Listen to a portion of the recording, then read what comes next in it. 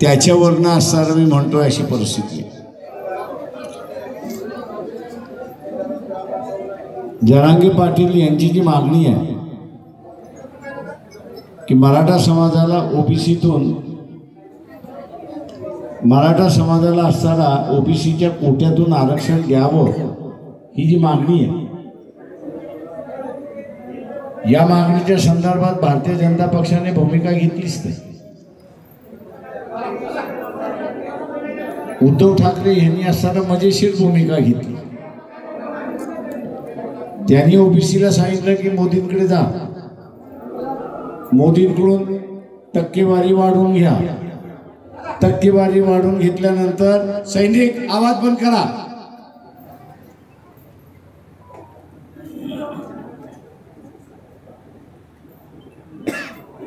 मोदींकडून जा, टक्केवारी वाढवून घ्या।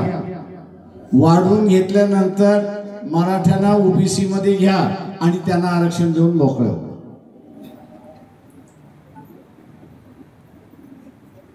म्हणजे कोंबडीचं जे खुराडं असतं त्याच्यामध्ये कोला सोडला तर काय होणार?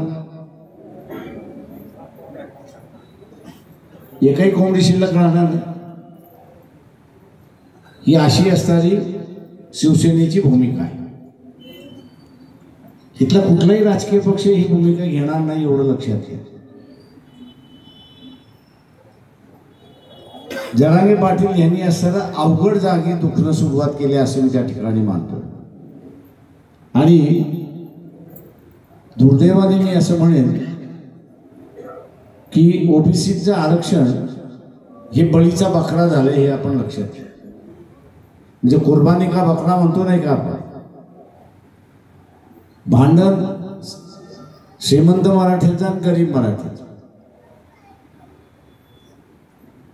गरीब मराठा लढू शकत नाही म्हणून तो असताना ताकद घेण्याचा प्रयत्न करतो।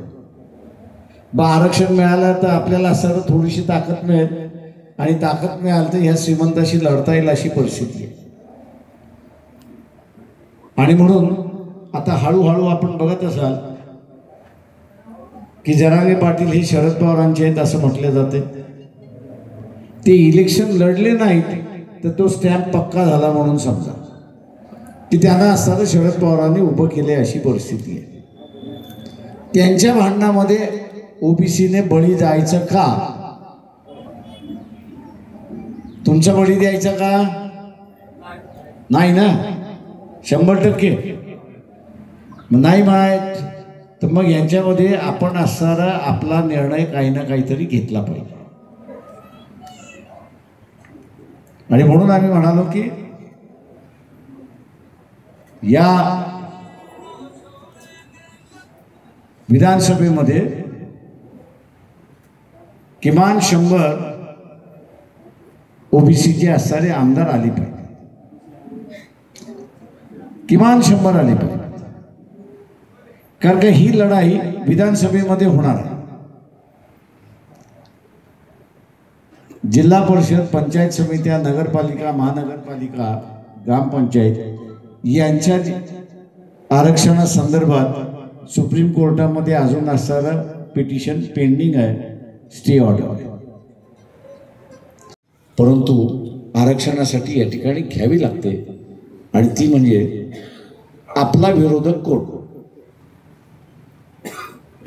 कोण आपला विरोधक? ओबीसीचा विरोधक कोण?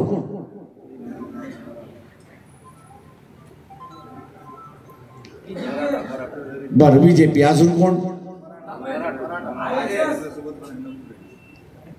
या निवडणुकीमध्ये मी जसं बघितलं 2 तट पडलेले आहेत।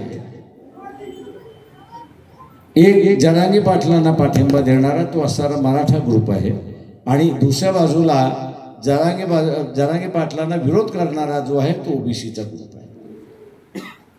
हे 2 तट पडलेत। हे 2 तट कशावर पडलेत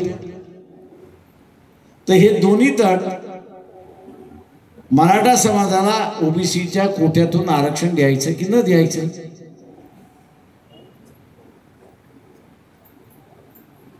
मी आपल्याला असं विचारतो, किती जणांना असं वाटतं की मराठा समाजाला ओबीसीच्या कोट्यातून आरक्षण मिळावं, त्या सगळ्यांनी हात वरती करा.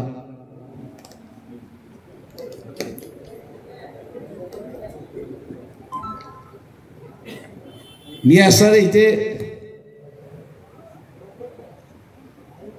जो गेले अनेक दिवस या ठिकाणी मांडतोय की ओबीसीचं आरक्षण ओबीसीला राहिलं पाहिजे आणि एक नवं ताट आपल्याला तयार करावं लागेल की ज्याच्यामध्ये जरांगे पाटील यांच्या पाठीमागे जो गरीब मराठा उभा राहिलेला आहे त्याची सुद्धा आपल्याला सोय करावी लागेल. त्याची सुद्धा सोय करावी लागेल. मला काही जण म्हणतात तुम्ही कशाला त्यांच्याशी वकिली करताय. म्हटलं मी वकिली करत नाही, ते एक राजकीय पक्ष आम्ही आहोत. आज दुर्दैवाने गावामधली वस्तुस्थिती आपल्याला असताना स्वीकारली. ओबीसी मधला असणारा किंवा इतर समाजा नॉन मराठा समाजामधला असणारा मी जर शब्द प्रयोग केला तर नॉन मराठा समाजातला असणारा मुलगा वयामध्ये आला, 20 ओलांडून गेली, 25 आली तर त्याचं लग्न होऊन जातं. त्याचं लग्न होऊन जातं, तो त्याच्या आयुष्याला लागतो. दुर्दैवाने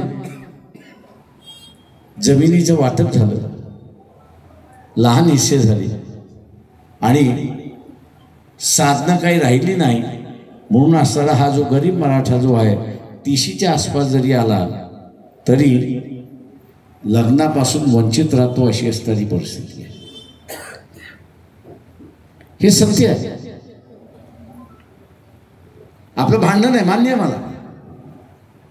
जरांगे पाटलाशी आपलं भांडण आहे, मान्य आहे मला. त्याला येऊ द्यायचं नाही हेही आपलं मान्य आहे. पण वास्तव्य आहे तेही आपण असताना या ठिकाणी स्वीकारलं. आणि म्हणून समाजाचं स्वास्थ्य आणि समाजाची शांतता ही राहणं त्याच्यातलं असताना महत्वाचं असं मी त्या ठिकाणी मानतो. मी आज आपल्याला सांगणार, एबीपी माझा, उघडा डोळे बघा नीट.